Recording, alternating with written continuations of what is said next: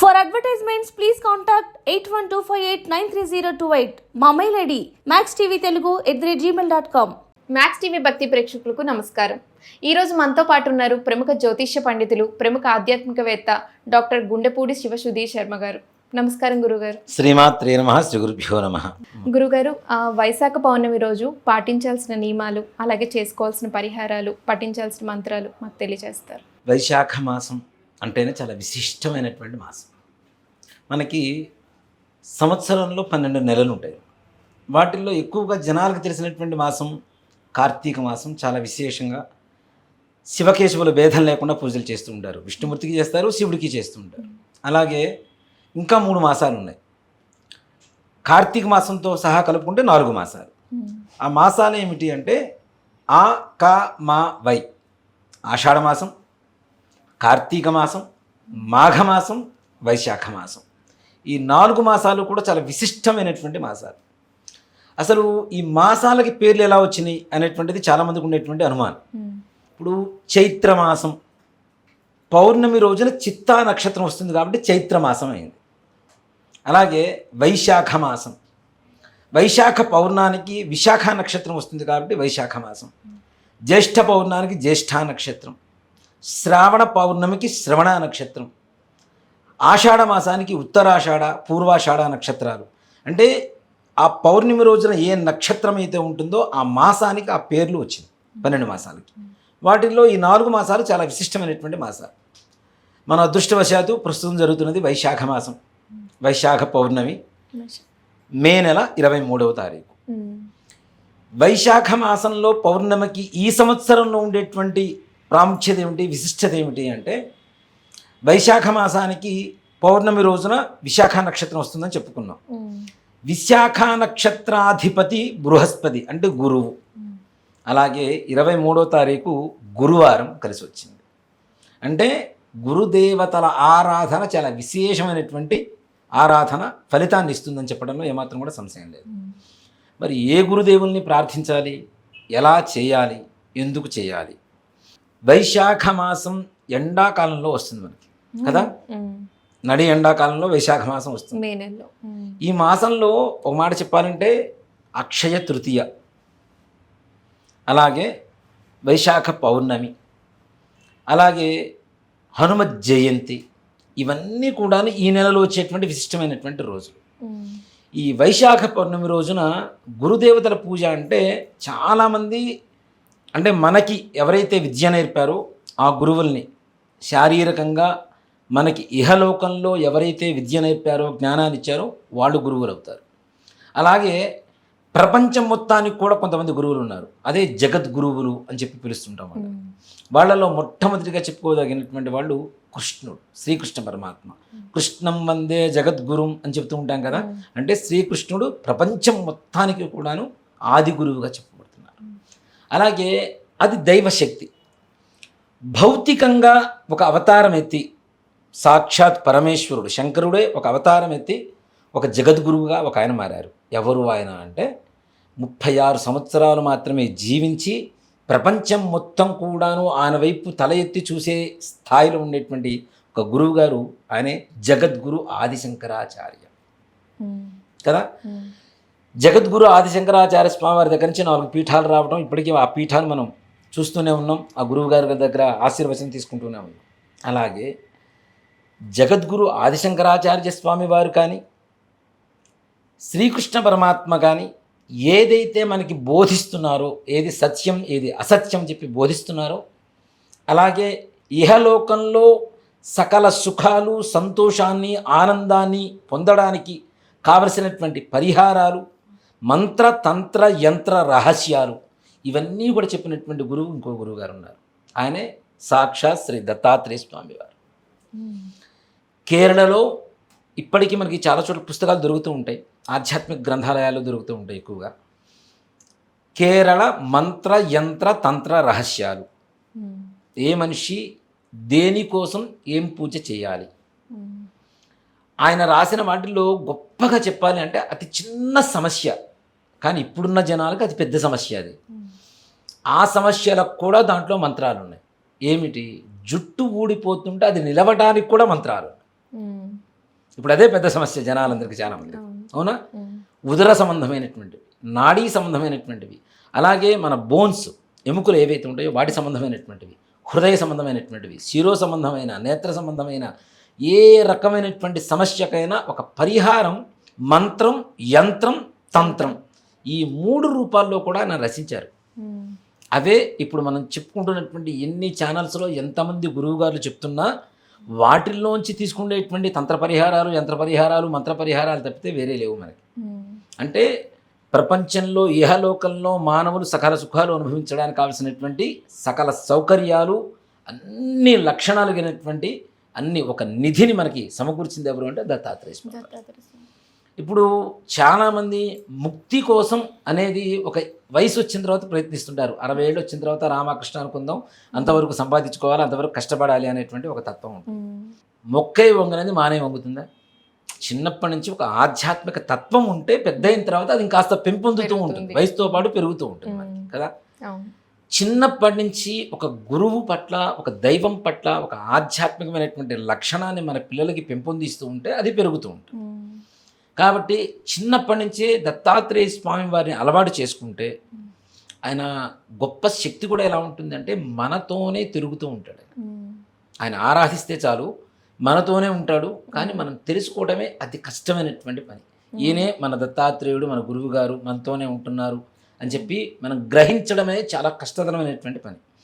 ఒక పిచ్చివాళ్ళలాగా, ఒక బిచ్చగాడిలాగా, ఒక వ్యసనపరుల్లాగా, మనకి ఒక శత్రువులాగా కూడా ఒక్కోసారి మన జీవితంలోకి వస్తుంటారు.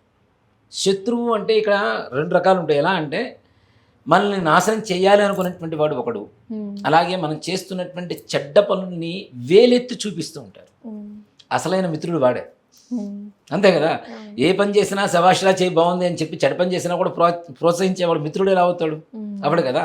ఏదైతే మనం చెడు చేస్తున్నామో దాన్ని వేలెత్తి చూపి నువ్వు చేస్తున్నది కరెక్ట్ కాదు అని చెప్పేటువంటి వాడే అసలైన మిత్రుడు. ఇప్పుడు చాలామంది కూడాను, అంటే నేను అనుభవిస్తున్నది కూడా చెప్తాను, కొన్ని వీడియోలు చేస్తూ ఉంటే వాటిలో కొంతమంది వేలెత్తి చూపించేవాడు చాలామంది ఉంటారు కామెంట్స్ రూపంలో. వాటిని కూడా నేను పాజిటివ్గానే తీసుకుంటాను. ఎందుకంటే ఓకే వాళ్ళు చెప్పిన దాంట్లో సత్యం ఎంత ఉంది, అది ఎంతవరకు కరెక్ట్ అనేది తీసుకొని మనం మన మనసుకు సమాధానం చెప్పుకోవాలి కదా. కాబట్టి అలాంటి శత్రు రూపంలో కూడాను మిత్రుడుగా మన జీవితంలోకి రావడం కూడా జరుగుతుంది దత్తాత్రేయ స్వామి వారు. ఆయన ఆరాధన చేస్తే చుట్టూ మనతోనే మనల్ని కాపాడుతూ మనకంటే ముందు వెళ్ళి మనం అనుకునేటువంటి కార్యం ఏదైతే ఉందో సాధించుకొని తీసుకొని వస్తారు. అంత గొప్ప శక్తి దత్తాత్రేయ స్వామి వారి శక్తి. వైశాఖ పౌర్ణమి రోజున దత్తాత్రేయ ఆరాధన చాలా చాలా విశేషమైనటువంటి ఆరాధన.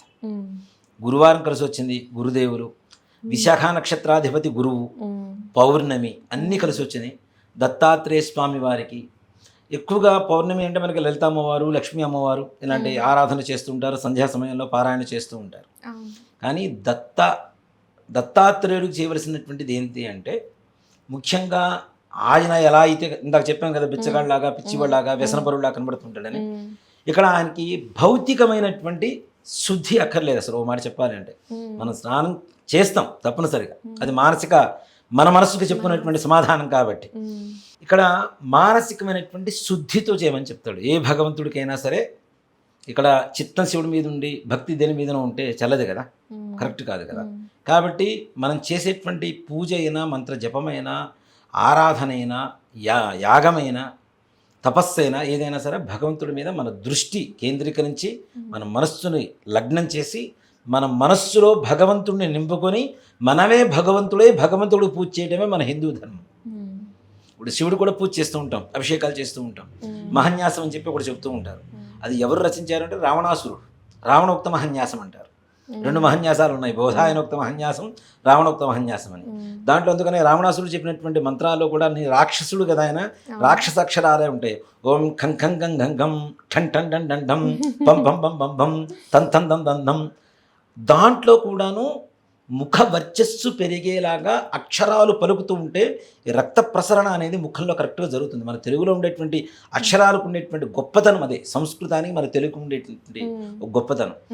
అక్షరాలు పలుకుతూ ఉంటే ముఖంలో ఉండేటువంటి రక్త ప్రసరణ కరెక్ట్గా జరిగి ముఖ వర్చస్సు పెరుగుతుంది. ఆ రావణాసురుడు రాసినటువంటి మహన్యాసం దాంట్లో కూడా ఏంటంటే నేను శివుడికి అభిషేకం చేస్తున్నా అని చెప్పి చెబుతూ ఉంటాడు ఆయన. దేహో దేవాలయ ప్రోక్తో జీవో దేవ సనాతన తచ్చేద అజ్ఞాన నిర్మాల్యం సోహం భవేన పూజయేతు.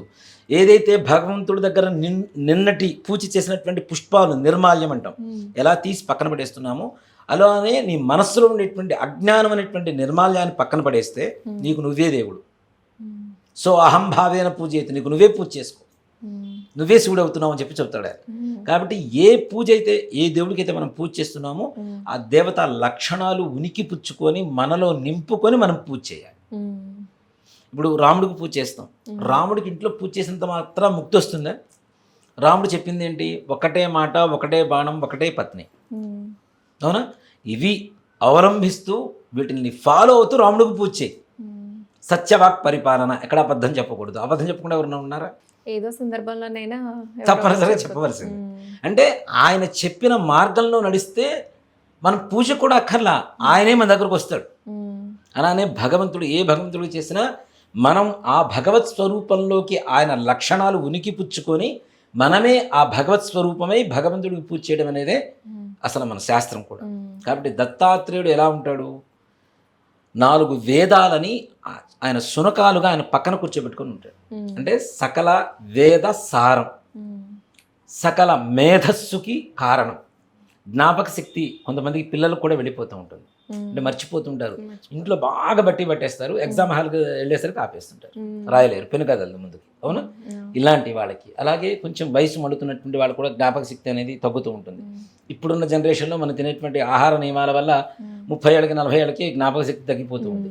ఇలాంటి వాళ్ళకి కానీ జ్ఞానశుద్ధి, ఏదైతే జ్ఞానం కావాలి మనకి, తప్పనిసరిగా ఏది మంచి ఏది చెడు, ఎవరు మనకి చెడు చేస్తున్నారు, ఎవరు మనకి మంచి చేస్తున్నారు అనేటువంటి తారతమ్యం తెలుసుకోవడానికి కానీ, అలాగే ముక్తి మార్గానికి కానీ, అలానే మనం అనుకునేటువంటి సకల కార్య సిద్ధికి కానీ, ఏదైనా మంచి ఉద్యోగం కోసం కానీ, ఉద్యోగంలో కష్టపడేటువంటి వాళ్ళకి, నేను ఖాళీగా కూర్చుంటాను నాకు ఐఏఎస్ పాస్ అవ్వాలి, నాకు మంచి ఉద్యోగం రావాలంటే కాదు, కష్టపడుతూ ఉద్యోగం లేకుండా కష్టపడుతున్నటువంటి వాళ్ళకి, అలానే బాగా చదువుకొని కూడా పరీక్షలు రాయలేనటువంటి వాళ్ళకి, ఇట్లాంటి వాళ్ళందరికీ, అంతేకాకుండా మనకి ముక్తి ధామం, ముక్తి మార్గాన్ని చూపించేటువంటి వాడు కూడా దత్తాత్రేయుడు.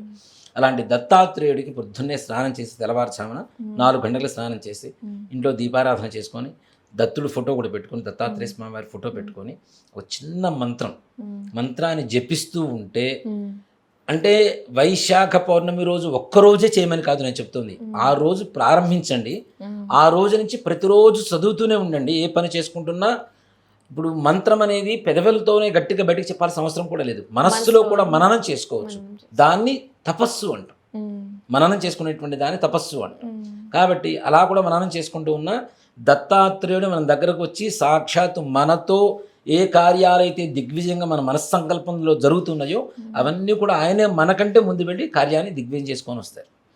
అలాంటి మంత్రమే దివ్యమైనటువంటి ఒక మంత్రమే, చిన్న మంత్రం, అది కూడాను పెద్ద కష్టతరమైనటువంటి మంత్రం కాదు, నోరు తిరగలేనటువంటి మంత్రం కాదు, ఒత్తులు పొల్లులు ఉండేటువంటి మంత్రం అంతకంటే కాదు. ఓం ద్రాం దత్తాత్రేయాయ నమః, ఇంతే మంత్రం, ఏ పెద్దగా ఏం లేదు. ఈ మంత్రాన్ని నామస్మరణ చేసుకుంటూ వెళ్తే దత్తాత్రేయ స్వామివారి దివ్యమంగళ దర్శనం, ఆయన పరిపూర్ణమైనటువంటి అనుగ్రహ కృపాకటాక్ష వీక్షణ మనకి తప్పనిసరిగా కలుగుతుంది. అంటే దేవుడి ముందే కాకుండా మనం మనసులో ఇప్పుడు కలికాలం అమ్మ, పొద్దున్న లేచినప్పటి నుంచి హడావుడిగా ఉండేటువంటి సమయం, అన్ని పనులు ఉంటాయి, ఉద్యోగం చేసుకోవాలి, అన్ని పనులు చేసుకోవాలి, తప్పదు.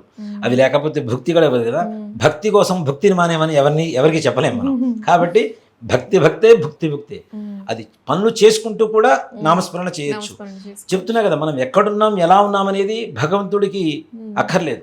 ఆయన కావాల్సింది ఏమిటి? మనశుద్ధితో చేస్తున్నాడా లేదా, అది ఒక్కటే చూస్తాడు. కాబట్టి ఈ మానసికమైనటువంటి శుద్ధితో తప్పనిసరిగా భగవంతుడి మీద దృష్టి సారించి మనస్సుని లగ్నం చేసి ఓం ద్రాం దత్తాత్రేయాయ నమః అనేటువంటి మంత్రాన్ని నిత్యం స్మరణ చేసుకుంటే వైశాఖ శుద్ధ పౌర్ణమి నుంచి ప్రారంభించవచ్చు. పొద్దు నుంచైనా లేదు సాయంకాలం నుంచైనా ప్రారంభించుకోవచ్చు. తప్పనిసరిగా సాయంకాలం 6 గంటల నుంచి 7 గంటల వరకు గురుహోర ఉంటుంది. ఇప్పుడు గురువారం కాబట్టి ఆ సమయంలో ఆ మంత్రాన్ని ప్రారంభిస్తే గురువు గారు సాక్షాత్ మీకు ఉపదేశించినట్టు. ఇప్పుడు ఒక గురువుని తీసుకొని ఆయన దగ్గరికి వెళ్ళి ఉపదేశం తీసుకోవాలంటే కూడా కష్టమే ఇవాళ రోజుల్లో. కాబట్టి ఒక శివుడి పటం ముందు దత్తాత్రేయుడి ఫోటో పక్కన పెట్టుకొని సాక్షాత్ పరమేశ్వరుడే మనకి ఈ మంత్రాన్ని ఉపదేశిస్తున్నాడు అని చెప్పి శివుణ్ణే గురువుగా భావన చేసుకొని ఈ మంత్రాన్ని కనుక స్వీకరించి తప్పనిసరిగా చేసుకున్నట్లయితే సకల కార్య సిద్ధి తప్పనిసరిగా కలుగుతుంది. ధన్యవాదాలు గురువుగారు. శ్రీమాత్రే నమః. శ్రీ గురుభ్యో నమః.